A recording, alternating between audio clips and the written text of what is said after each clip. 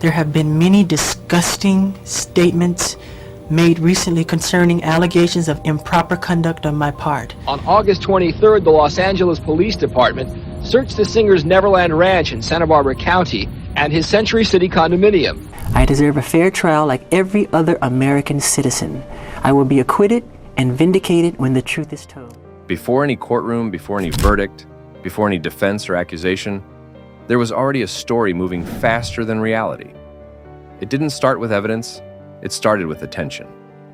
And Michael Jackson had more attention on him than anyone alive. That matters, because once attention reaches that level, it doesn't wait. It fills in blanks on its own. By the early 1990s, Michael Jackson was not just famous, he was global in a way that barely exists anymore. This was before social media, before phones in pockets, before 24-hour feeds, and still, his image traveled everywhere. You could land in a country where you didn't speak the language and see his face on billboards. His music played in taxis, in shops, in homes. He wasn't a person people followed. He was part of the environment. In 1993, he was in the middle of the Dangerous World Tour. Stadium after stadium, city after city, massive crowds, military-level logistics, long travel, little rest. At the same time, he was dealing with chronic pain, exhaustion, and a level of pressure that never really shut off. People close to him later described how even simple moments were planned down to the minute, where he could walk, when he could eat, how he could move without being surrounded. Then the accusation came. A 13-year-old boy accused Michael Jackson of sexual abuse. Within hours, it was everywhere. Television, newspapers, radio. The size of Michael's fame turned the accusation into something bigger than a legal process. It became a global event. The word allegation was technically used, but the tone didn't feel careful. It felt decided. What's important to understand is how fast this happened. There was no waiting period, no pause, no sense of, let's see what comes out. The story moved at the speed of outrage. For the media, this wasn't just news. It was the biggest possible story. The most famous man on earth. A shocking accusation. The combination was irresistible. In August 1993, the Los Angeles Police Department searched Neverland Ranch and Michael's condominium in Century City. Those images alone did enormous damage. Police cars, officers walking through his private space, cameras waiting outside. For most people watching, that search felt like confirmation. Searches look official. They look serious. Very few people stop to think about what a search actually means in legal terms. It means investigation, not guilt. But the image stuck. Michael responded publicly. He said he wanted what every citizen is entitled to: a fair trial. He said he would be cleared when the truth came out. That statement is rarely replayed now, but at the time, it mattered. He didn't disappear immediately. He kept performing, night after night, standing in front of crowds while knowing the entire world was watching him differently. That pressure broke him. By November, Michael canceled the rest of the Dangerous tour. In a recorded message, he said the accusations had left him physically and emotionally exhausted. He admitted he had become dependent on painkillers just to function. That admission, meant to explain his condition, was quickly turned into another headline. Weakness sells. Vulnerability gets framed as instability. He left the United States and went to Switzerland. For a while, he vanished from public view. But the investigation didn't stop, and neither did the media. In January 1994, Michael agreed to a civil settlement with the Chandler family. This is one of the most misunderstood moments in the entire story. His legal team made it clear that the settlement was not an admission of guilt. Michael maintained his innocence. The settlement resolved a civil lawsuit, not a criminal case. Those are two different systems, but that distinction rarely survives headlines. What happened next is rarely emphasized. After the settlement, the family refused to cooperate with the criminal investigation. The boy at the center of the accusations did not testify. Without a key witness, prosecutors could not move forward. In September 1994, the criminal investigation was closed. No charges were filed. Legally, that should have mattered more than it did. Michael avoided criminal prosecution, but the damage was done. Sponsors distanced themselves. Pepsi ended its partnership. Media coverage never really corrected itself. The story remained useful. Even without new facts, it resurfaced again and again. It became a reference point, a shadow that followed him. In 1995, Michael released History. The album wasn't subtle. It was angry, defensive, wounded. Songs addressed betrayal, media pressure, judgment, isolation. It sold millions. It debuted at #1. But it also marked a shift. This wasn't just pop music anymore. This was a response.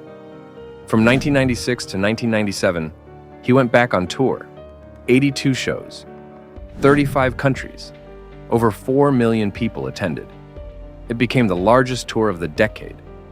Outside the United States, the crowds were overwhelming in a positive way. In many countries, he was still treated as a hero. In the US, the atmosphere never fully recovered. The suspicion lingered. Behind the scenes, law enforcement never completely disengaged. Years later, FBI files showed that federal authorities reviewed information passed along by other agencies. They found no basis for federal charges. That fact exists. It's public. It rarely makes headlines. So now, as the late 1990s turned into the early 2000s, Michael spent more time outside the United States. Europe felt safer, quieter, less aggressive. He tried to build a life with more distance from the American media cycle. But distance didn't mean escape. In 2002, a moment in Berlin reignited everything. Michael briefly held his infant son over a hotel balcony. It lasted seconds. It was reckless. It was dangerous. It was also instantly framed as proof of something deeper. There was little interest in context, exhaustion, cultural differences, the lack of sleep, the pressure of fans outside the hotel. The moment became a symbol, detached from reality. Not long after, Michael agreed to take part in a documentary, Living with Michael Jackson. A British journalist, Martin Bashir, spent months filming him. Cameras followed him in private settings. Michael spoke openly, sometimes too openly. He talked about sharing his bed with guests, including children, while insisting there was nothing sexual about it. He spoke with emotional honesty, but little awareness of how those words would land outside his own mind. When the documentary aired in 2003, the reaction was immediate and severe. Headlines exploded. Advocacy groups spoke out. Politicians commented. Michael said the film distorted reality. At first, even the child's mother defended him publicly, saying nothing inappropriate had happened. That detail is often forgotten. Months later, everything changed. The same family reversed their position. Allegations were made. Police raided Neverland Ranch again. Helicopters circled. Media camped outside. Michael turned himself in. He was booked, posted bail, and released within an hour. He later said police treated him roughly during the arrest. The image of him leaving the courthouse in handcuffs became iconic. It traveled around the world instantly. Charges followed. Multiple counts. The potential sentence was devastating. The case moved quickly toward trial. The 2005 trial became a spectacle. Cameras, crowds, daily commentary. Legal analysis turned into entertainment. Witness after witness took the stand. Former employees, former associates, people with financial grievances. Stories shifted under questioning. Timelines changed. Contradictions appeared. Some witnesses admitted they had previously denied any wrongdoing. Others acknowledged financial settlements or attempts to sell stories to tabloids. At the same time, several people who had spent extensive time with Michael testified that nothing inappropriate had ever happened. Well-known figures, long-term employees, families who stayed at Neverland. That testimony existed. It rarely led headlines. The prosecution attempted to establish a pattern. The defense focused on credibility. The jury watched everything, day after day, piece by piece. On June 13, 2005, the verdict came. Not guilty. On every count. Michael collapsed in tears. Legally, the case was over. Publicly, it never ended. The allegations followed him for the rest of his life, even after acquittal, even after years passed, even without new evidence.